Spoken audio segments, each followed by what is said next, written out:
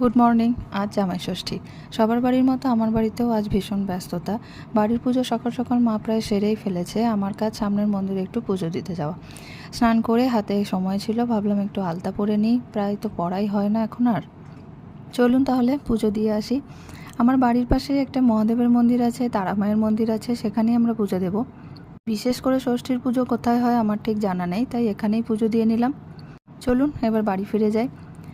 বিশেষ বিশেষ দিনগুলোতে বিশেষ মানুষদের কথা খুব মনে পড়ে। বাড়িতে জলখাবারের আয়োজন মা প্রায় সেরেই রেখেছিল। আমি মন্দির থেকে ফিরে এসে খাবারগুলো একটু গুছিয়ে পরিবেশন করে দিলাম। মায়ের রিচুয়ালস এবং প্রাথমিক খাওয়া দাওয়ার পর্ব প্রায় শেষ হয়ে গেছে। এবার পরবর্তী ধাপের আয়োজন।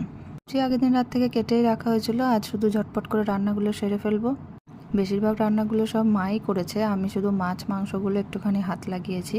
রান্না শেষ করতে বেশ অনেকটা বেলা হয়ে গেছে। চলুন ঝটপট খাবারগুলো পরিবেশন করে দিই। এই দিনটা আপনারা কেমন আনন্দ করলেন জানাতে ভুলবেন না।